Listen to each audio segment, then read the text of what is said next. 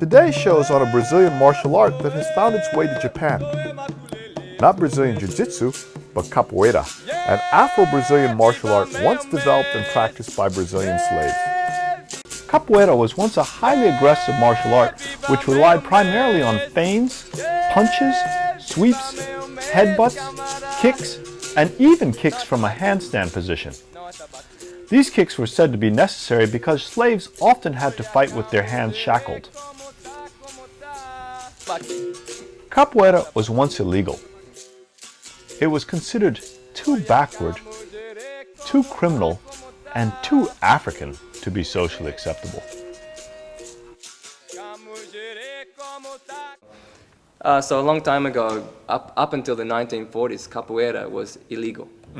So Mr. Bimba wanted to get it legalized and recognized by the government. So he formed more of a class system. They actually had a Capoeira class. With Capoeira Angola, there wasn't so much of a class. You went to the venue and you played Capoeira. So why was it illegal? It was illegal, well, it was because it was considered very African. According to Robert Ferris Thompson at Yale University, Capoeira and breakdancing are very similar in terms of their movement because they share a common root in Angolan ritual combat. They both emphasize spiraling, upside-down headstands, contortion, and rely heavily on music.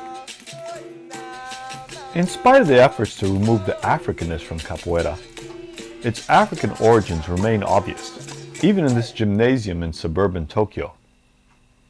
As might be expected in African-derived culture, in Capoeira, music is central.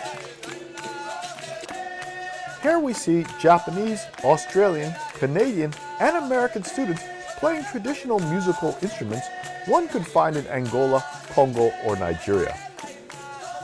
The instruments even retain their original African names. This instrument here is called an agogo, which is a Yoruba word. Okay, so tell us a little bit about how you got into Capoeira. Okay, well, at first... You're the teacher of this group, right? Yeah, I've been instructing in Japan for 1.5 years for Bantus Capoeira Japan. I first saw Capoeira on Sesame Street. Okay. They were doing a story in Central Park in New York City.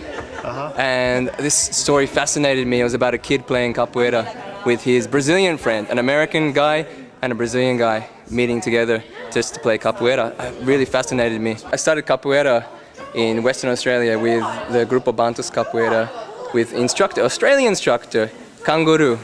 So tell us, how did you come to Japan? Okay, well, I met my girlfriend at a Capoeira class in Australia. She's Japanese, Kafune. So she brought me over to Japan, and we've been here for 2 years teaching Capoeira for 1.5 years. Okay. So what are your plans for the future? Well, we're working really hard to get this group started in Japan.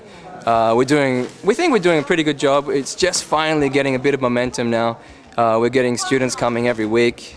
It's a very long, hard, difficult process. It takes a lot of hard work, but we've finally got it going. We've got a really nice group at the moment, as you can see from today's holder. We've got a lot of energy. Everyone's still at the beginner level, but we've got a goal, we've got a vision to create a really nice group. So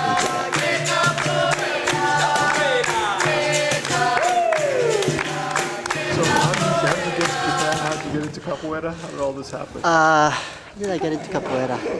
Oh, I was in Japan. I came to Japan to teach English. I was here for a couple of years, and I didn't do any sports whatsoever. And I used to be in track and field for a long time, so I was getting fat and stuff. Then I saw the show, Capoeira show, in the club, and I thought, man, that looks like fun, and that looks like something maybe I can do. Okay. Because I did some gymnastics when I was young. Okay, yeah, I see your gymnastics background. Yeah, I did for 2 years when I was young. So after the show, I gave it a shot and found out it was much harder than I thought. So how long have you been doing it now? I've been doing it for 2 years. Okay, you got a belt. What does this belt mean? This is the white, red, and black belt, the coral belt, first level. Okay. In Bantus Capoeira. Okay. And how much do you practice to be so good? You do some exercise on your own? I come at least once or twice a week, but I do exercise at home as well. Okay, so you do a Like- lot of these drills. Yeah, in the park or whatever. Okay. Sometimes you just kind of in the park thinking of different moves. Okay. Yeah, and that's how you get creative and stuff. Oh, yeah. Yeah, but really, it's not so much in how good you are, really. When I joined Capoeira, I found that it was hard, much harder than I thought, and I sucked at it for sure. Because I never did kicks or any dancing, so I was really bad. But it's really how much you like it and how much you enjoy it. We have a lot of students here who love Capoeira even more so than I am, and they're beginners. And it's really good for them. Okay. It doesn't matter how good you are as long as you're enjoying, and it helps you as a person, I think. So how would you say, what have you gained out of it, you think? More self-confidence, I guess.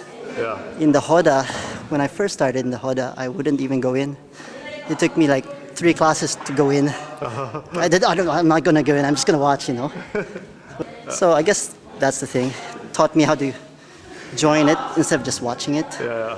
Not just Capoeira, but everything, I guess. Okay. Yeah, and some of the people here, I've seen them grow. Some girls here start off really shy, and they kind of, I guess, be more outgoing and blossom.